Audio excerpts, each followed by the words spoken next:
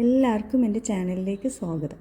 ഇന്ന് ഞാൻ ഉണ്ടാക്കി കാണിക്കുന്നത് കോവക്കയും കൊണ്ട് വ്യത്യസ്ത രുചിയിലുള്ള ഒരു ഉപ്പേരിയാണ് കേട്ടോ.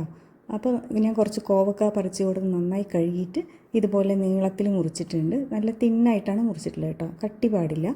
ഇനി ചൂടായ പാനിലേക്ക് കുറച്ച് വെളിച്ചെണ്ണ ഒഴിച്ചിട്ട് 1/2 ടീസ്പൂൺ കടുകും 1/2 ടീസ്പൂൺ ഉഴുന്ന് പരിപ്പ് ഇടാം.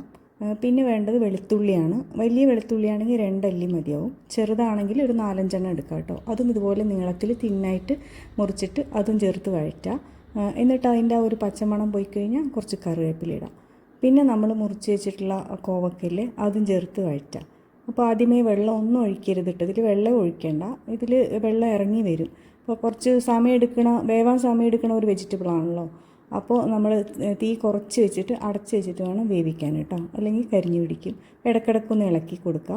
ഇപ്പോൾ കുറച്ചൊന്ന് വാടി വന്നിട്ടുണ്ട്. ആ സമയത്ത് ആവശ്യത്തിനുള്ള ഉപ്പിടാം. ഉപ്പിട്ട് കഴിയുമ്പോൾ അതിൽ നിന്ന് തന്നെ വെള്ളം കുറച്ച് ഇറങ്ങി വരും. അപ്പോൾ അടച്ച് വെച്ചിട്ട് വീണ്ടും വേവിക്കാം. ഇപ്പോൾ നല്ലോണം ഒരു 1/4 ഭാഗമൊക്കെ വെന്തിട്ടുണ്ട്. ആ സമയത്ത് നമുക്ക് പൊടികൾ ചേർക്കാം. 1/4 ടീസ്പൂൺ മഞ്ഞൾപ്പൊടി, എരിവിന് ആവശ്യത്തിനുള്ള മുളക് പൊടി ഇടാം.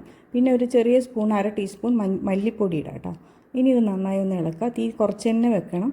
ഇനി അടച്ച് വെച്ചിട്ട് ഇടയ്ക്കിടയ്ക്കൊന്ന് ഇളക്കി കൊടുക്കുക, തുറന്നിട്ട് ഇളക്കുക, അടക്കുക. അങ്ങനെ ആയിട്ട് ഇത് വേവണ വരെ അങ്ങനെ ചെയ്യുക.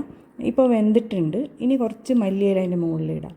ഇനിയാണ് നമുക്ക് ഇമ്പോർട്ടൻ്റ് ആയിട്ടുള്ള ഒരു ഇൻഗ്രീഡിയൻറ്റ് ചേർക്കേണ്ടത്. ഈ കോവക്കേനെ വ്യത്യസ്ത രുചി ആക്കുന്നത് ഈ ഒരു ചേരുവയാണ്. എന്താണെന്ന് വെച്ചാൽ നിലക്കടലയാണ് കേട്ടോ.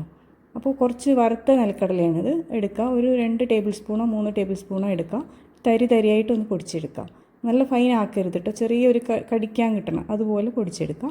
എന്നിട്ട് നമ്മൾ ഇതിലേക്ക് ചേർക്കുക. ഇത് ചേർത്തിട്ട് പിന്നെ 1 മിനിറ്റൊക്കെ ഒന്ന് ചൂടാക്കിയാൽ മതി. എന്നിട്ട് ഫ്ലെയിം ഓഫ് ആക്കുക. അപ്പോൾ നമ്മുടെ വ്യത്യസ്ത രുചിയിലുള്ള ഈ കോവക്ക ഉപ്പേരിയെന്നും പറയാം, ഒരു കൂട്ടാൻ റെഡിയായി. ഇത് ചപ്പാത്തിക്കും ചോറിനൊക്കെ പറ്റും കേട്ടോ. അപ്പോൾ ഇഷ്ടമായെങ്കിൽ ഒന്ന് ട്രൈ ചെയ്ത് നോക്കൂ.